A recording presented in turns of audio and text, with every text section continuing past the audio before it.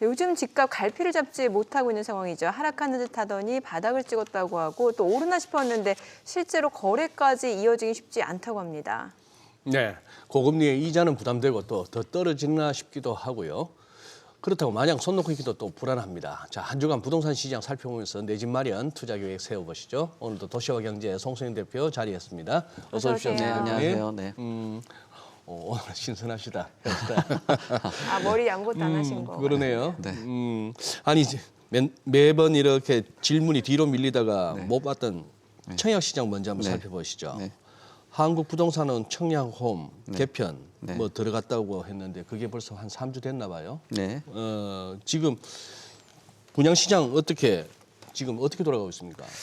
지금 이 개편 때문에 네. 그 일정들이나 이런 것들이 좀 미뤄지겠네요. 그렇죠. 예. 지금 뭐 전반적인 그 제도를 네. 상당 부분 개선을 하는 시장이다 보니까 예, 좀 미뤄지면서 3월에 있는 그 공급될 물량들 이런 것들은 감소할 수 있다라고 보여지고 있습니다. 지금 보면은 3월 달에 2월보다는 뭐 한 37% 정도 감소할 것으로 보여지고요. 그리고 지난 2월 공급 실적을 보면은 기존 분양 예정 물량의 한 92% 정도 수준밖에 안 되기 때문에 좀 상당 부분 좀 축소가 되고 있습니다. 그리고 1분기에 그 분양 계획 같은 경우도 2월 청약에 서둘러서 앞에서 좀 하다 보니까 3월에 있는 물량들이 좀 크게 감소됐다라고 보시면 되는데 여기서 좀 주목을 해봐야 되는 게 3월에는 경기가 한 3,600가구 정도 되고 또 수도권이 한 4,100가구 정도 되는데 서울은 아예 없다라는 거 이게 좀 고민을 해봐야 될 그 부분이고요. 그리고 3월 첫째 주에 뭐 다양한 곳에서 이제 청약 접수들을 하고 있습니다. 이렇게 물량이 좀 부족하다 보니 지금 서울권에 있는 곳들에 좀 관심들이 많은 것 같아요. 그래서 지금 서울에 대표적으로 보면 경복궁 유보라라든지 강동 SI 팰리스 같은 경우 청약을 하는데 이곳에 이제 물량이 좀 부족할 수 있다라는 그런 신호들 때문에 그런지 지금 평균 경쟁률이 124대 1 정도 나왔고요. 여기에 오피스텔 같은 경우도 11가구 모집하는데 뭐 999건이 접수가 됐습니다. 지금 뭐 경희궁 유보라 같은 경우 12일 날 당첨자가 발표가 되고 2026년 7월에 입주가 되는데 당첨자 발표된 이후에 이 당첨자들이 요즘에 뭐 이탈하는 경우들도 있고 또는 그 계약을 하시는 경우들도 있는데 앞으로 이런 3월 달에 축소된 그 공급 물량 그리고 서울에 입주라든지 뭐 공급 물량이 부족한 상황에서 이런 그 청약자들이 어떤 판단을 할지가 앞으로의 청약 시장의 뭐 분위기다라고도 볼 수 있을 것 같습니다. 네. 지금 청약홈 개편이 이제 이번 주부터 네. 이제 3주 동안 들어가게 네. 된다는 거예요. 자, 소장님이 질문을 약간 잘못하셔서. 자, 제가 잘못 그래서 제가 정정을 아, 해드렸어요. 이번 주부터 이번 3주 주부터 또 이번 주부터 3주 동안. 예, 3주, 네, 네, 네. 4일부터 그래요. 22일이라고 보시면 예. 됩니다. 이번 4일부터 20일 정확히는. 네. 알겠습니다. 지금 서울 강동구 둔촌동에 위치한 이제 더샤포레 같은 경우 다음 주 이제 청약이 들어가게 되는데 일반 분양분으로 이제 74가구 분양 예정인데 여기도 관심 많으실 것 같아요. 예, 지금 여기가 이제 지하철 9호선 역세권이거든요. 그러니까 지금 서울에서 가장 좀 선호되는 그 네. 호선이 그 9호선인데 9호선에 들어오는 역세권 아파트다 보니까 관심도가 많은 것 같아요. 지금 그 572가구 중에 74가구를 청약을 하게 되고요. 이달 11일 날 특공을 시작합니다. 그다음에 12일에 1순위, 그다음에 13일에 2순위를 진행을 하게 되는데 여기에 있는 분들이 뭐 굉장히 좀 관심이 많을 것 같아요. 왜냐하면은 강동구에 지금 그 GTX D노선 이 신설에 대한 그 기대감들이 있는데 최근 GTX에 대해서 많은 관심들이 있고 또 GTX가 들어가는 곳에 주택 가격이 좀 강한 그 상승이라든지 뭐 호가들이 일어나다 보니까 요 D노선에 대한 그 호재 뭐 이런 것들을 뭐 기대를 해보는 것 같고요. 그리고 강동이라는 지역 자체가 예. 뭐 대규모 아파트들도 들어왔었고 그리고 업무지구라든지 또 향후에 둔촌주공이 같이 들어오게 된다면 전반적인 그 시너지가 되면서 정주 여건이 좀 크게 개선되지 않을까라는 기대를 갖고 있어요. 그리고 뭐 강변북로나 올림픽대로 뭐 서울이 갖고 있는 특수성이 있기 때문에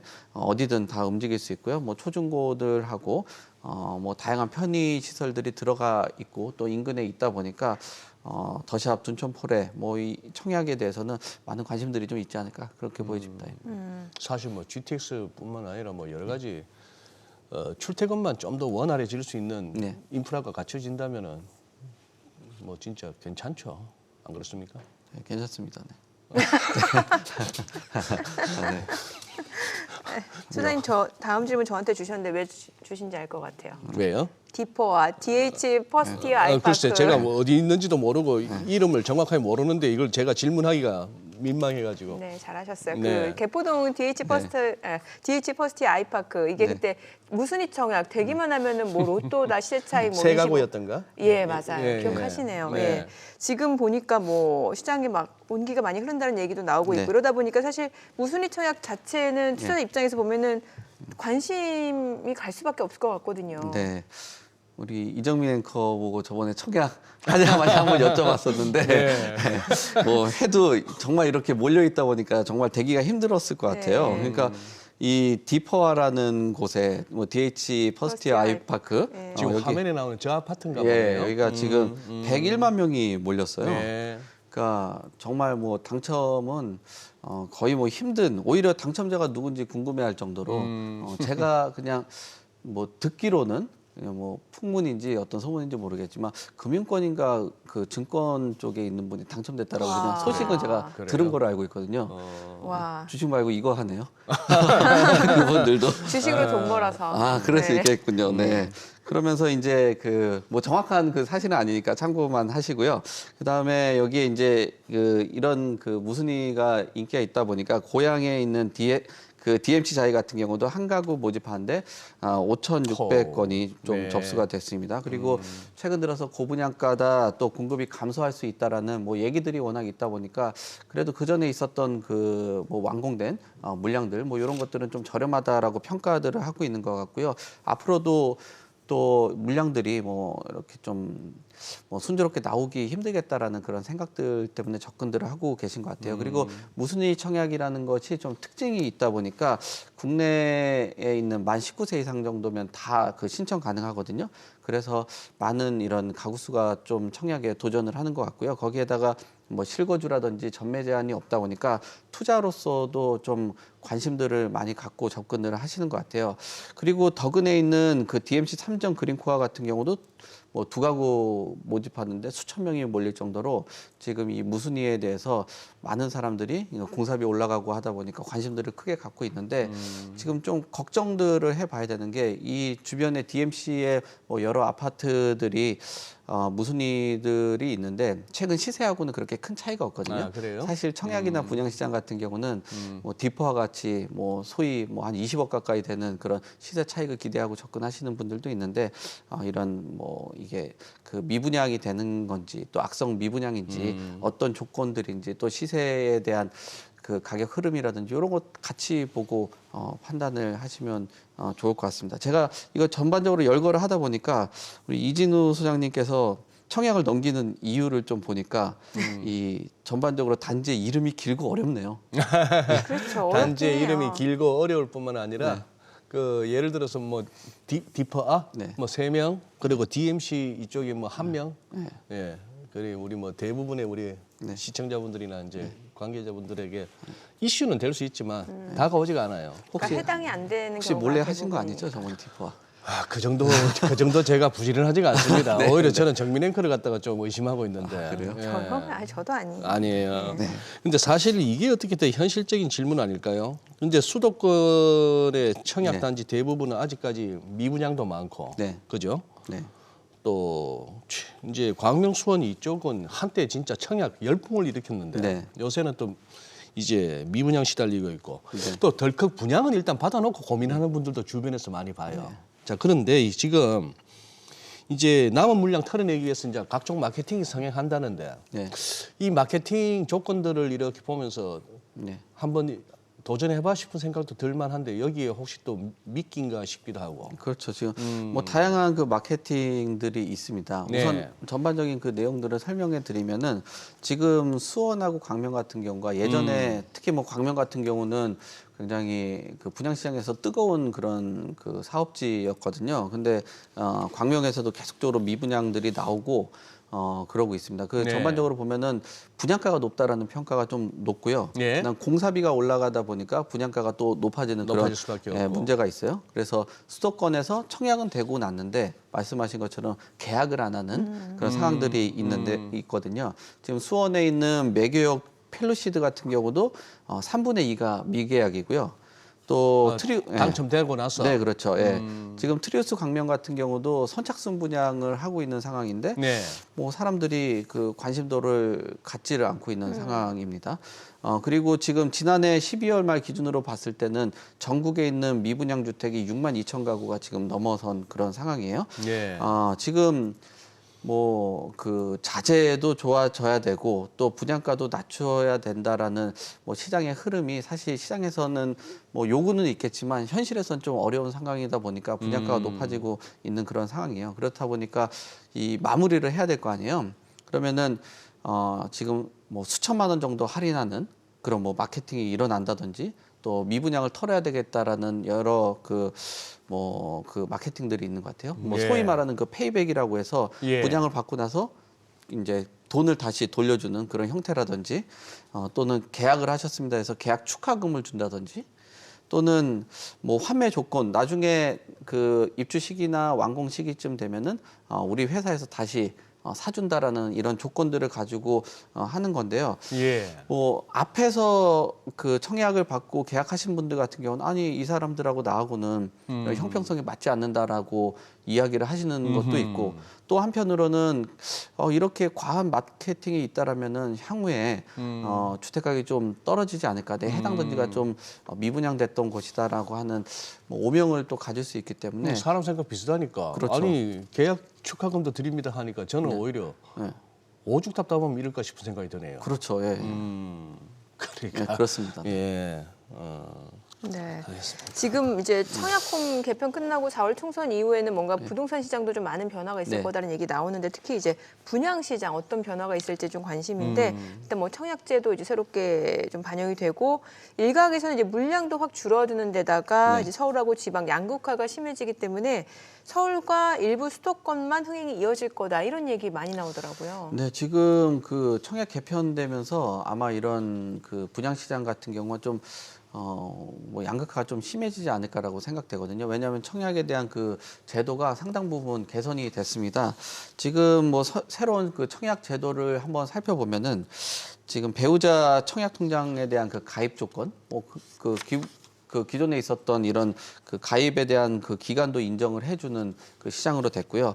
다자녀에 대한 특별 공급에 대한 기준도 완화가 됐습니다. 기존에 3명이었는데요. 이제 3인에서 2인으로 바뀌어지고요. 그리고 부부가 중복적으로 청약이 되다 보니까 청약을 할 수 있는 기회가 넓어졌습니다. 그리고 뭐 생애 최초라든지 신혼부부에겐 특공 중에 이제 출산 가구는 우선적으로 공급하게 됩니다. 그러다 보니까 이런 그 청약의 기회는 넓어졌는데 이런 넓어진 기회가 수도권 쪽으로만 흘러가지 않을까라는 걱정들을 하고 있는 것 같아요. 왜냐하면은 지금 분상제가 적용이 된다든지 뭐 좋은 입지에 있는 곳들 이런 것들은 흥행이 좀 이어질 수 있다라고 보여지고요.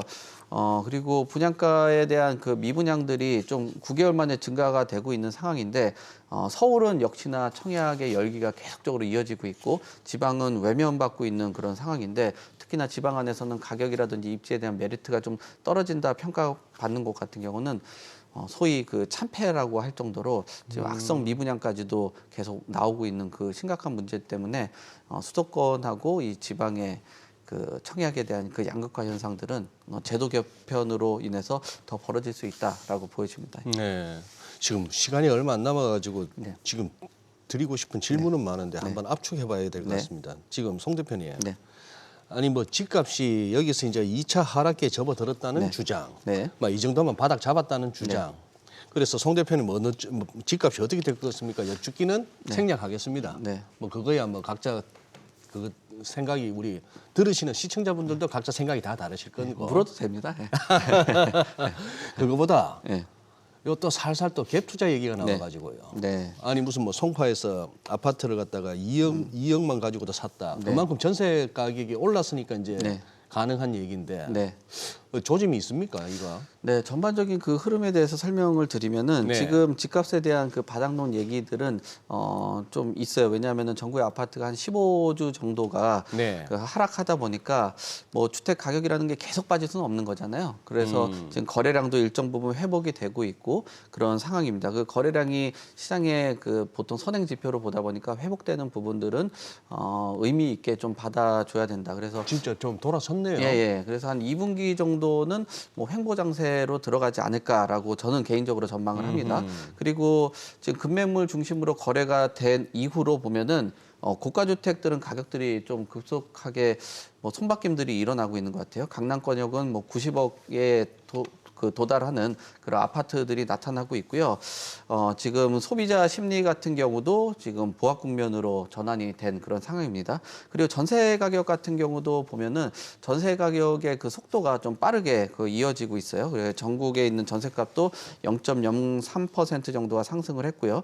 수도권하고 서울 중심으로 해서 전세 가격들이 상승을 하고 있는 그런 국면이라고 보시면 될 것 같습니다. 특히나 이렇게 전세 가격이 올라가다 보면은 아무래도 전세 가격하고 매매 가격이 좀 가까워지다 보니까 전세에 대한 그 갭 투자 뭐 이런 것들이 일어나고 있는 것 같아요. 그래서 송파권역 같은 경우는 뭐 한 2억대 정도 되는 수준의 그 갭 투자가 나오고 있고요. 그다음에 뭐 구로구에 있는 모아타운 같은 경우도 뭐 빌라를 활용한 그 갭 투자들이 일어나고 있고요. 경기도권에 보면 화성시가 뭐 갭 투자가 계속적으로 증가를 하고 있습니다. 그리고 평택 같은 경우도 집값이 좀 크게 하락을 한 곳 같은 경우는 갭 투자가 집중적으로 일어나고 있습니다. 그래서 보통 이 전세 가격이 상승하고 매매 가격이 좋아지면서 매매 거래량들은 늘어나고 이런 것들이 매매 가격을 올리는 그런 뭐 상황들이 연출이 될 것으로 보여지고 있는데 지금 흐름에 매매 가격은 좀 빠졌고 거래량은 회복되고 뭐 전세 가격들은 올라가고 있고 갭 투자가 일정 부분 뭐 활발하게 좀 일어나고 있는 국면으로 접어들었기 때문에 네. 한 2분기 정도쯤 되면은 주택 가격이 좀 횡보 내지는 미미한 상승으로 이어질 수 있다. 뭐 저는 그렇게 봅니다. 그러시구나. 네, 예. 오늘 내용 잘 들었습니다. 고맙습니다. 예, 감사합니다. 고맙습니다. 네.